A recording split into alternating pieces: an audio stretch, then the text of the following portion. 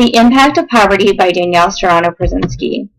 By definition, poverty is a state of one who lacks a usual or socially acceptable amount of money or material possession. In the United States, poverty is determined by income, which means if the family makes less than 3 times the cost of the minimum food diet, which is adjusted for inflation. Now, income is determined by all the income of any people living in the household, and need is considered by the size of the family. What is not considered? Well, the cost of living is not considered. Shelter, utility, travel expenses, such as having a car, paying car insurance, and those type of bills are not considered. Now, due to this consideration, low-income families are not considered impoverished and do not qualify for help. Even though many low-income families cannot afford basic needs for their children because they are spreading their income paying for shelter and the other necessary expenses. So children in poverty and low-income families tend to have similar effects such as lower birth weights, poor health outcomes, fewer rich experiences. They have limited access to quality preschools, childcare, and schools. They have fewer enriching extracurricular activities, and they tend to also have lower parental involvement just due to the sheer that the parents end up having to work longer hours and cannot make it to the school, or they don't have the transportation to make it to the school. Now let's look at the statistics. More than 4.7 million children live in poverty in the United States. This is 19% of all children in the U.S., while another 21% of children live in near poor families. This means that 41% or 9.9 million children live in low-income to impoverished families. This is almost half of all children. Now let's look at it by race.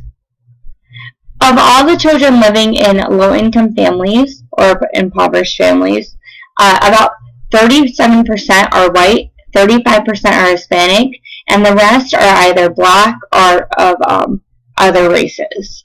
However, when you actually consider by race the likelihood of the children living in impoverished families or in low-income families, about 65% of all black children live in poverty or at low income, while 63% of Hispanic children live in low-income families, 63% of American Indian children live in low-income families, while only 31% of white children are likely to live in low-income or impoverished families.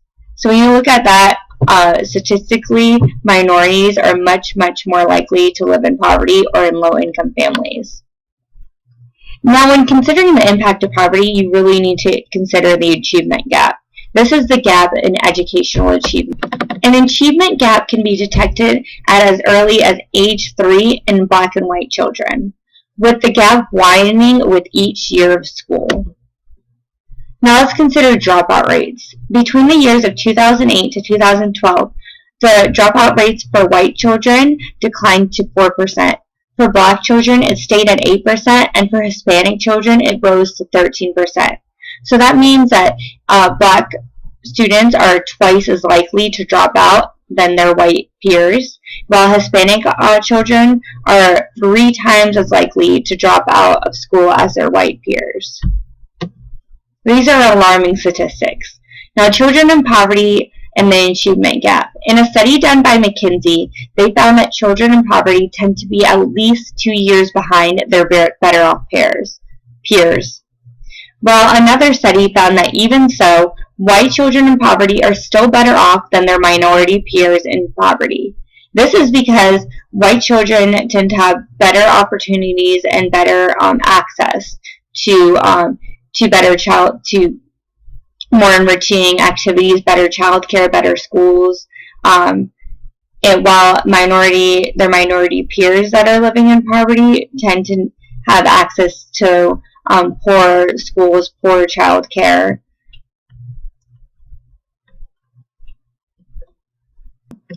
With about 1/3 of all children being minority, it is necessary to address this gap. 1/3 of all children begin life at a disadvantage. Now let's look at the factors of the achievement gap. They are low income, more health risks, poor parent relationships and low parent involvement, low access to enriching quality experiences, and none of access to quality childcare and school. Now those are some of the same risk factors as children living in poverty. But there are some interventions that can actually be done in the classroom to help close this achievement gap for students. The first is to have high expectations for students. Many low-income students are tracked at an early age, so they are used to meeting low expectations. A teacher who believes they can achieve more can make a significant difference. The next is to have an enriching curriculum that challenges students at every skill level. Many low-income students become bored with school or feel that it does not apply to their lives. Making the curriculum interesting and challenging can make all the difference. Lastly, as an effective teacher, you should work for more parent involvement. That is, by being flexible with parents and having a positive relationship with them so you can increase their involvement and the students' performance. This positive relationship could also enable you to connect parents to the resources that they may not have otherwise had. Having more security at home can help a child significantly. Now to finish off, I recommend that you watch this video, How to Close the Achievement Gap That's Hurting America. It's available on YouTube. If you Google this or you type in the URL, it is definitely worth watching and will show you how important parent involvement is to closing the achievement gap that occurs with children in poverty. Thank you very much for watching. Have a good day.